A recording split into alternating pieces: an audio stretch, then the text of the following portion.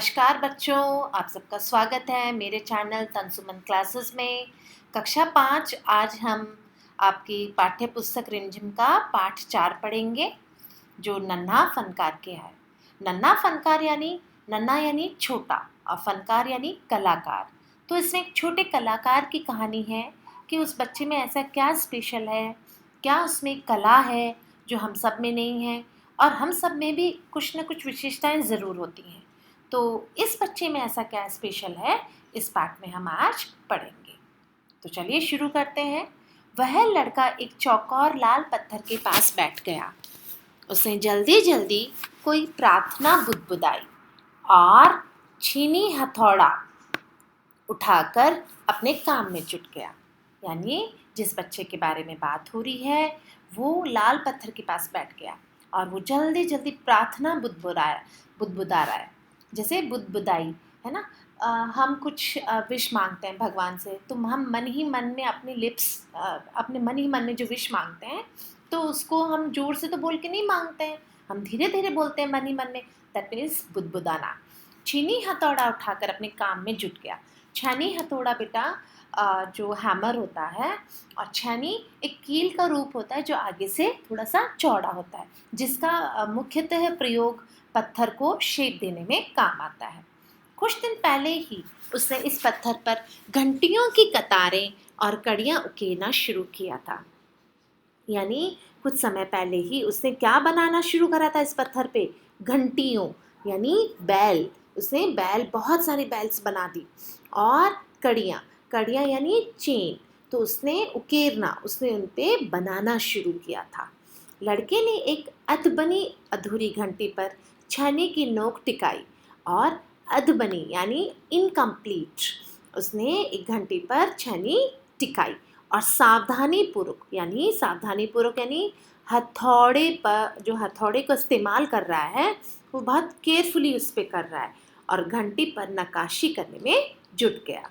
नक्काशी यानी उसमें जो उकेरना शुरू कर दिया, उसने कार्विंग करना शुरू कर दिया उस पर। तो उस बच्चे ने with the help of hammer उसने क्या किया, वो कड़ियाँ और वो घंटियाँ बनाना शुरू कर दिया। हथौड़े के वार से पत्थर पर जो कटाव उभरता, उसने पत्थर की किरचें छितरा जाती और आंखें सिकोड़ लेता। यानी जब वो पत्थर के जो टकराव होता है, जब पत्थर से कुछ चीज़ टकराती है तो चिंगारी उठती है या फिर पत्थर कट जाता है। तो जब वो छेनी हथौड़े से उस पर उभारता है, कुछ शेप वो निकालता है, तो जो साइड के एक्सेस पत्थर है वो जोर जोर से छितरा जाते हैं, यानी वो बिखरते हैं। तो जब वो बिखरते हैं तो बच्चा अपनी आँखों को बंद कर लेता है, सिकोड़ लेता है। साथ ही साथ धीमी आवाज में वह कुछ गुनगुनाने भी लगता है और वो कुछ मन ही मन में धीरे धीरे धीरे धीरे अपना जो भी वो गुनगुनाता है, उससे चारों ओर दूसरे संगत राश भी अपने अपने कामों में डूबे हुए थे। और उसके साथ के जो लोग हैं, उसके साथ जो काम कर रहे हैं, वो भी अपने कामों में डूबे हैं, यानी अपने काम में बहुत बिजी हैं। केशव 10 साल का था, अभी अपना काम सीख ही रहा था। पिता एक बार करके सिखा देने पर वो सीधी लकीरों वाली घुमावदार डिज़ाइन उकेर सकता था। और पिताजी जब एक ही बार उसकी कुछ लकीर खींच देते थे, तो वो उन पर घुमावदार यानी वो उनको घुमा के बेल बूटे कुछ भी डिज़ाइन वो उस पर आराम से उकेर सकता था। अब उसने नक्काशी का जो भी काम किया था, उसमें से कुछ घंटियों को बनाना ही सबसे ज़्यादा मुश्किल था। बहुत हार्ड काम था उसके लिए, है ना। तो केशव जानता था कि एक दिन तो ऐसा ज़रूर आएगा जब वह बहुत बारीक जालियाँ, है ना, नेट बनाएगा। महीन नफीस बेल बूटे, कमल के फूल, लहराते हुए सांप और इठलाकर चलते हुए घोड़े, ये सब पत्थर पर उकेर पाएगा। यानी उसे एक होप है, वो जानता है कि मैं आगे आने वाले समय में अगर इसी तरीके से मेहनत करेगा तो जालियाँ हैं, फूल हैं, बेल बूटे हैं, कमल के फूल हैं, सांप हैं, घोड़े हैं, वो सब उस पे बना पाएगा जैसे उसके पिता बनाते हैं, जैसे उसके फादर बनाते हैं। कई साल पहले जब वो पैदा भी नहीं हुआ था, उसकी माता पिता गुजरात से आगरा आकर बस गए थे। अब बेटा ये आगरा क्या है? गुजरात जो कि हमारे पश्चिमी राज्य है, और आगरा जो है यूपी उत्तर प्रदेश का एक बहुत बड़ा शहर है। तो बादशाह अकबर उस वक्त आगरे का किला बनवा रहे थे, और जो बादशाह अकबर है, मुगल शासक जो बादशाह अकबर है, वो उस समय आगरे का क्या बनवा रहे थे? किला बनवा रहे थे। अच्छा बच्चों, आगरा में बहुत फेमस है एक चीज़, और वो क्या है? आगरे का किला, और एक और है ताजमहल। ठीक है। सो केशव के पिता को यह काम मिल गया, और केशव के पिताजी को आगरा में काम मिल गया। केशव का जन्म भी आगरे में ही हुआ था, और जो केशव है वो आगरे में ही पैदा हुआ था। उसे गुजरात के पुश्तैनी गांव जाने का तो कभी मौका ही नहीं मिला। अच्छा, गुजरात में जो उसका पुश्तैनी गांव था, पुश्तैनी बेटा गांव यानी जो हमारे एंसेस्टर्स जिस गांव में रहते थे, वहाँ उसको कभी जाने का मौका नहीं मिला।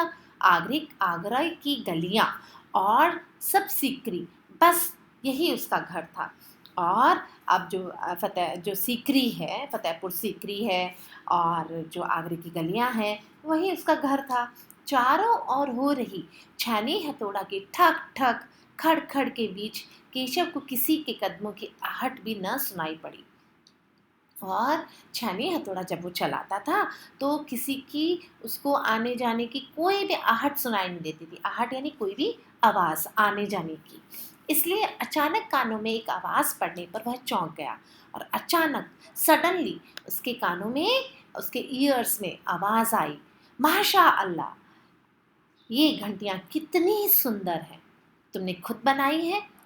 तो कोई आता है और वो सडनली चौंक जाता है ना? वो सरप्राइज हो जाता है कि कोई बोलता है कि वाह कितनी सुंदर घंटियां हैं ये। पीछे मुड़कर केशव ने अपने आंखें उठाई तो उसे एक आदमी दिखा, और जैसे ही केशव ने पीछे मुड़कर देखा, उसे एक आदमी खड़ा दिखा। बेशक मैंने ही ये घंटियां बनाई हैं, क्या मैं आपको पत्थरों की नक्काशी करता हुआ नजर नहीं आ रहा? तो केशव ने वापस बोला कि हाँ, ये मैंने ही बनाई है, क्योंकि मैं नक्काशी करता हूँ इस पे, और आप देख रहे हो जैसा कि देखते नहीं, मैं ही पत्थर को तराश रहा हूँ। और केशव वापस थोड़ा सा रूडली, थोड़ा सा बीटनेस तरीके से बोलता है कि आपको दिख नहीं रहा कि मैं इस पत्थर को तराश रहा हूँ? केशव ने बड़े ही तल्खी से जवाब दिया, थोड़ा सा बेरुखी से जवाब दिया, दिखता तो है, पर तुम इतने छोटे लगते हो ना। वह आदमी हंसते हुए बोला, और वो मुस्कुराते हुए, है ना, हंसते हुए बोले कि लगता तो है, लेकिन आप बहुत छोटे हो। मैं 10 साल का हूँ, केशव जवाब देता है। 10? अच्छा। वह आदमी पास पड़े पत्थर पर बैठते हुए बोला, आप तो काफ़ी बड़े हो गए हो। मैं भी 13 साल की उम्र में एक लड़ाई में हिस्सा लिया था। और जब अब केशव उस आदमी को अच्छी तरह देख पा रहा था, उसकी उम्र रही होगी 30 से ऊपर, यानी 30 यानी 30, और कद मंझिला था, यानी जो उनकी हाइट थी वो ना तो ज़्यादा बड़ी और ना ज़्यादा छोटी, मीडियम हाइट थी उनकी, तो उनको इजीली वो देख पा रहा था। वह सफ़ेद अंगरखा, बेटा अंगरखा क्या होता है? अंगरखा एक पहनने का कपड़ा होता है जो चोला नुमा होता है, और पजामा पहने हुए था। उसके लंबे बाल गहरे लाल रंग की पगड़ी में अच्छी तरह से ढके हुए थे, और जो पगड़ी उन्होंने पहन रखी थी उसमें उनके लाल बाल अच्छे से ढके हुए थे। लगता है कोई बहुत बड़ा आदमी है।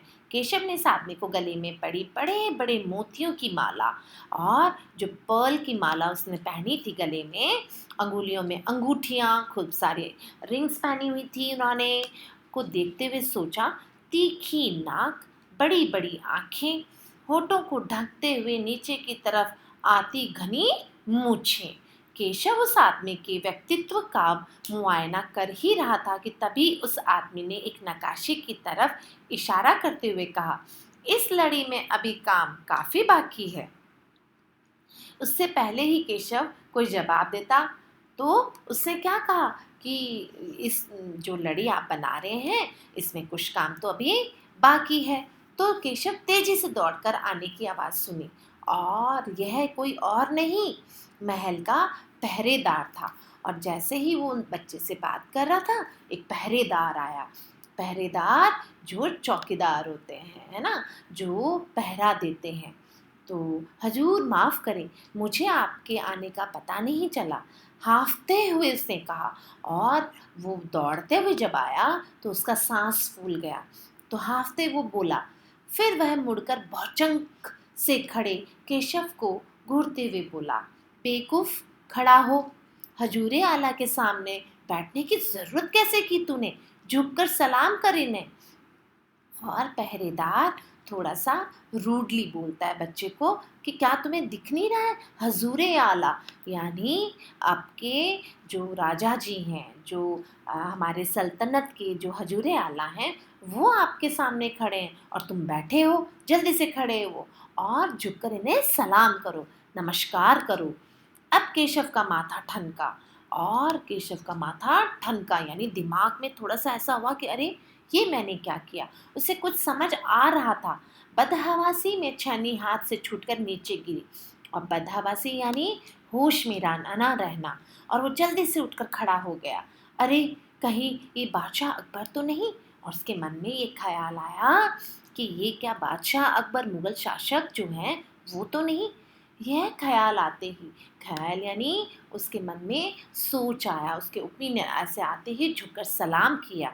खरगोश की सी कतार नज़रों से अकबर को देखने लगा। और खरगोश जैसे नीचे ना कातर नज़रों से देखता है ना, नीचे से झुककर, तो वैसे वो अकबर, बादशाह अकबर को देखने लगा। अकबर को पहरेदार की यह दखल अंदाजी भली न लगी। और अकबर को ये पहरेदार ने जो बीच में दखल अंदाजी करी, इंटरफेयर जब करा, वो उनको पसंद नहीं आया। उन्होंने खींचकर पहरेदार को वहाँ से जाने का इशारा करते हुए कहा, ठीक है सिपाही, कुछ देर के लिए हमें अकेला छोड़ दो। और उन्होंने पहरेदार को कहा, इशारा किया उसको, और उन्होंने कहा हमें थोड़ा अकेला छोड़ दो, है ना। पहरेदार तो चला गया, मगर केशव असमंजस में था।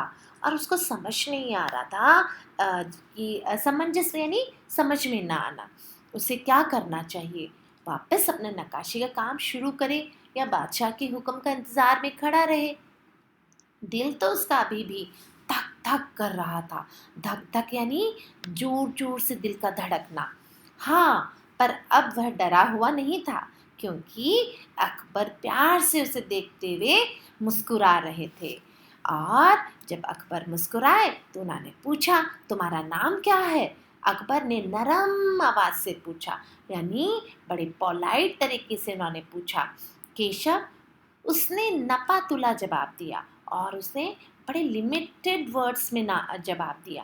केशव, क्या तुम्हें नक्काशी करना सिखाओगे? क्या तुम मुझे भी ये सिखाओगे? तो उलझन में पड़े केशव ने तुरंत सिर हिला दिया। और उसने अपने सर को हिलाते हुए हाँ करा। अब तो तुम्हें मेरे लिए हथौड़े और छेनी का भी इंतजाम करना होगा। केशव फुर्ती से अपने पिता के पास भागा और उनका छेनी हथौड़ा उठाकर उल्टे पांव लौट आया। जैसे ही बादशाह अकबर ने कहा मुझे सिखाओगे, तो वो फुर्ती यानी तेजी से अपने पिताजी का छेनी हथौड़ा लेकर आ गया जल्दी से लौटकर। दोस्ताना अंदाज में अकबर केशव के पास जमीन पर बैठ गए और पास में पड़े पत्थर को खींचते हुए बोले, ठीक है, अब बताओ कि मुझे क्या करना है। और दोस्ताना, बड़े ही फ्रेंडली नेचर से उन्होंने ज़मीन पे बैठे और केशव को कहा कि चलो अब मुझे बताओ क्या करना चाहिए। केशव ने संदेह भरी नज़रों से अकबर की ओर देखा और उसे बड़ा डाउटफुल था कि हजूर क्या आप ये सब करेंगे। और उसे बड़ा वो हो रहा था, अचंभा हो रहा था कि क्या हजूर आप ये करेंगे?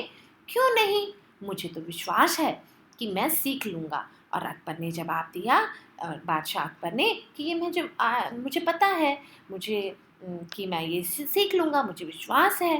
नहीं नहीं नहीं नहीं, मेरा मतलब ये नहीं था। केशव सकपका गया। सकपका यानी घबरा गया। दरअसल मैं कहना चाहता था, आप इतने बड़े बादशाह हैं, ये ठीक नहीं लगता। उसने कुछ अनबने भाव से कहा। अकबर हंसकर बोले और वो लाफ करके बोले, अच्छा, लेकिन पिछले हफ्ते तो मैंने मिट्टी से भरी डलिया ढोने की में किसी की मदद की थी। यह काम उससे भी ज़्यादा आसान यह काम उससे भी ज़्यादा मुश्किल है। तो अकबर ने कहा कि लास्ट वीक, पिछले हफ्ते तो मैंने किसी की टोकरी यानी किसी की मिट्टी भरी टोकरी को उठाने में कोशिश करी थी, तो क्या ये काम उससे भी ज़्यादा कठिन है? तो केशव अभी भी असमंजस में स्थिति में था और अकबर के पास बैठ गया। उसने छानी पकड़ने का सही तरीका सिखाने लगा। फिर जैसे ही केशव के पास पिता ने सिखाया था, उसने कोयले के टुकड़े से पत्थर पर लकीरें खींचकर एक आसान सा नमूना बनाया। नमूना यानी सैंपल बनाया और गंभीरता से कहा, देखिए, सिर्फ इन्हीं लकीरों को बहुत ध्यान से तराशना है। यानी आपको इस जो कोयले से मैंने लाइन खींची है, सिर्फ आपको इन्हीं लकीरों पर ध्यान से कार्विंग करनी है। अकबर ने पत्थर पर छेनी रखी और जोर से हथौड़े से वार किया, जिससे कटाव ज़्यादा गहरा हो गया। और जब ज़्यादा जोर से उन्होंने हथौड़े छेनी का इस्तेमाल किया, तो पत्थर क्या है, थोड़ा ज़्यादा कट गया, गहरा कट गया। डीप, गहरा यानी डीप में कट गया। अरे रे रे, नहीं नहीं, केशव ने तुरंत गलती पकड़ी। हथौड़े को आहिस्ता से मारना है, और आहिस्ता यानी धीरे से मारना है। ऐसा करके उसने करके दिखाया। और हाँ, अपनी आंखें थोड़ी मीच के रखें। अच्छा, आंखें मीचना यानी आंखें बंद करके हल्की हल्की खोल के रखना। किरचें उखड़कर आँखों में चली जाएंगी, क्योंकि जो वेस्टेज ऑफ स्टोन है, वो साइड से जो निकलता है, वो किरचें कहाँ गिर जाएंगी, आँखों में गिर जाएंगी। अकबर मुस्कुराए, जी हजूर। जवाब में केशव भी मुस्कुरा उठा और अब लगभग भूल ही गया था कि उसने बगल में यह व्यक्ति हिंदुस्तान का बादशाह है। एक अनाड़ी से वयस्क पर अपने काम की धाक जमाने में उसे बड़ा मजा आ रहा था। अभी केशव ढंग से सीखा भी नहीं था इस काम को, वो अभी अभी अनाड़ी था इसमें। लेकिन एक वो वयस्क को, एक बहुत बड़े आदमी को सिखा रहा है, अपने से दुगनी उम्र के आदमी को अगर समझा रहा है, तो उसे धाक जमाने में बड़ा मज़ा आ रहा है। यानी अब वो अपना धाक जमा रहा है, अपनी रौब जमा कर सिखाने का तो कुछ अलग ही मज़ा आ रहा था। वह बड़े ध्यान से देख रहा था कि अकबर किस तरह लकीरों को उकेर रहे हैं। बादशाह से ज़रा भी चूक हो जाने पर फौरन तैयारी चढ़ जाती, और उसकी तैयारी चढ़ जाती यानी फौरन वो जल्दी से वो उनको उनकी गलती बताना चाह रहा था। काम करते करते अकबर पूछ बैठते, केशव सही है नहीं है क्या? और केशव सिर हिलाकर अपनी असहमति जता देता। अब अकबर इत्मीनान से बैठ गए, यानी इत्मीनान यानी आराम से बैठ गए, और केशव को काम करता हुआ देखने लगे। अपने काम में खोए हुए उन दोनों को इस बात का एहसास ही नहीं हुआ कि आसपास मौजूद दूसरे संगतराज भी उन्हें बड़े कौतूहल से देख रहे हैं। यानी बड़ी भीड़ लगी है, बड़े अचंभे से देख रहे हैं सभी, है ना। और अकबर ने गौर किया कि केशव पत्थर पर बने नमूने को ही नहीं तराश रहा, बल्कि अपनी तरफ से भी कुछ जोड़ रहा था। उसने वो डिज़ाइन बहुत खूबसूरत लग रहे थे। लड़के के काम करने के अंदाज को देखकर अकबर ने धीमे से कहा, केशव देखना, एक दिन तुम बहुत बड़े फनकार बनोगे। हो सकता है कि एक दिन तुम मेरे कारखाने में काम करो, और अब जो इसी तरीके से लगन से अगर आप काम करेंगे, तो एक दिन आपको मेरी फैक्ट्री में, मेरे कारखाने में भी काम करने का मौका मिलेगा। कारखाना? कैसा कारखाना? बस एक बार ये महल तैयार हो जाए और लोग आगरा से आकर यहाँ रहने लगे, तब मैं कारखाने बनवाऊंगा। इन कारखानों में मेरे सल्तनत के सबसे बढ़िया फनकार और शिल्पकार काम करेंगे। यानी बहुत बड़े बड़े फनकार, बहुत बड़े बड़े शिल्पकार हम यहाँ पर लेकर आएंगे, और चित्र बनाने वाले कलाकार, गलीचों को बुनकर संगतराश, पत्थर और लकड़ी पर नक्काशी करने वाले सभी काम करेंगे। और केशव का चेहरा चमक उठा, केशव का चेहरे पे चमक आ गई। वह मुस्कुराते हुए बोला, मैं वहाँ ज़रूर काम करना चाहूँगा। और केशव ने अपनी हामी भरी। अकबर उठ खड़े हुए, जाते हुए बड़े प्यार से केशव का कंधा थपथपाया और कहा, अच्छा बेटा, अपना काम जारी रखो। और जो उसके शोल्डर पे है, उसकी जो कंधा है वो थपथपाया, यानी उसको प्रेज़ करा उन्होंने। उसकी अ, उसको विशेस दी कि प्रेज़ करना, यानी तारीफ़ करके थपथपाया कि ये काम आप बहुत प्यार से करो। हजूर, अब आप दोबारा आएंगे? केशव ने बड़ी उत्सुकता से पूछा। और अब जो केशव है, उसको बड़ी एक्साइटमेंट हो रही थी कि बादशाह अकबर वापस आएंगे। मैं ज़रूर आऊँगा केशव। फिर तो पूरे दिन संगत राशों के बीच केशव की धूम मची हुई रही। वह बार बार बादशाह से हुई अपनी मुलाकात सबको सुनाता रहा। रात हो चली थी। केशव बहुत थका हुआ था, पर आंखों में नींद कहाँ। वह धीरे से अपने पिता के बिस्तर में घुस गया। पिता ने मुस्कुरा कर कहा, तुम तो अभी से इतने प्रसिद्ध हो गए हो। तुम तो यानी अभी से इतने फेमस हो गए हो। बादशाह सलामत ने कहा है कि एक दिन मैं बहुत बड़ा कलाकार बनूंगा। अपने सिर को पिता की बाहों में सहारे टिकाकर केशव धीरे से बोला, हमारे बादशाह बहुत नेक इंसान है। बिल्कुल सही, पिता ने कहा। कुछ सोचकर केशव ने पूछा, बाबा एक बात बताओ, बादशाह के पास आगरा में से सबसे बढ़कर एक खूबसूरत महल है, फिर वो सीकरी में यहाँ शहर क्यों बनवा रहे हैं? पिता ने कुछ याद करते हुए बताना शुरू किया। हाँ बेटा, बादशाह का आगरा में बहुत सुंदर शहर है, पर सीकरी में नया शहर बनवाने का भी एक खास कारण है। मैंने सुना है कि बादशाह अकबर की कोई संतान नहीं थी। वह इस वजह से वह हर वक्त परेशान रहते थे, यानी वो बहुत वरिड रहते थे।